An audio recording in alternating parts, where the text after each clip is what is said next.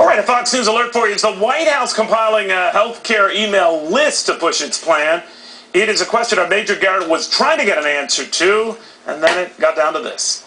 Do you in any way seek databases or information about people who might be interested? I will certainly check. I will certainly check it. I'm not under that impression. Folks, they'd like to know how they get an email from the White House when they never asked for one. I'd be interested to see who you got that email from and whether or not they're on the list. I don't. May I follow up politely on one of me? Let me finish needling Major. This row, please. Again, I just want to be, but I just want to be very. What you're telling me is I need to give you these people's emails so you can check them on a list. I'm just asking. Well, you're asking me if they're on a list. If you can figure out a different way of checking without asking me to double check the name, I'm happy to. They're telling me they can't be on a list because they never asked for an email from the White House. What I'm saying is I'd have to look and see. So you don't have an explanation for how someone who's never signed up and never asked for anything from the White House would get an email from David Axelrod? I hesitate to give you an answer because you might impugn the motives of the answer. Why would you say that? Because of the way you phrased your follow-up. I'd have to look at what you got, Major. I appreciate the fact that I have omnipotent clarity as to what you've received in your email box today. I have omnipotent clarity. You don't have to impugn anything, but I'm telling you what I got. Emails from people who say they never asked anything from the White House, and yet they received something. We can let me go to someplace else that might be constructive. All righty, that went well. All right, so Major, if you're trying to get out of the doghouse, this and a little exchange today did not seem to foster that process. How's it going now? Neil, I'm not in a doghouse. I don't try to get out of a doghouse. I don't try to get into a doghouse. I just try to ask questions. Well, let me be the first to tell you are in a doghouse, but continue. Well, be that as it may, I'll be here at the White House every day.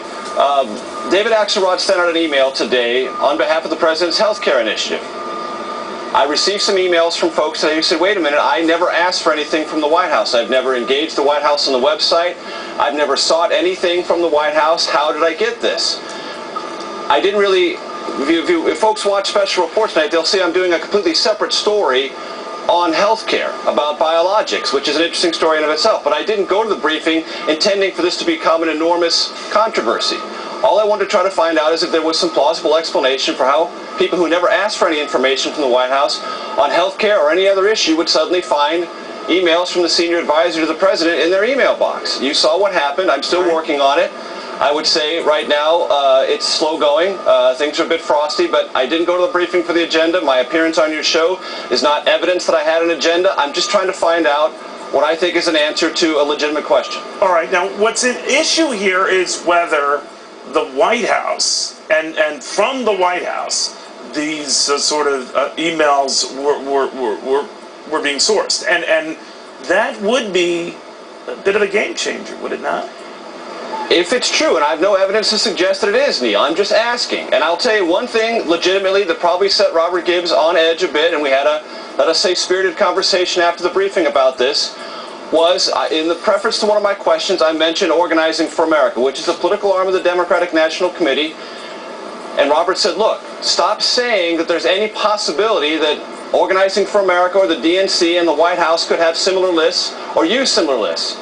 And that upset him, probably legitimately. I should not have done that because there is no evidence whatsoever that anything that's at the Democratic National Committee comes anywhere near the White House in this healthcare debate or anything else. I want to get that on the record absolutely clearly. That set Robert on edge, but I still want to find out answers to these other questions about is there a list at the White House and how they obtain email addresses for people who never asked them for anything on this or any other issue. All right, that I understand. Major, and when we know more, we'll tell more. Okay, obviously from a diner across the street. Major Garrett, thank you. Glenn Beck, now.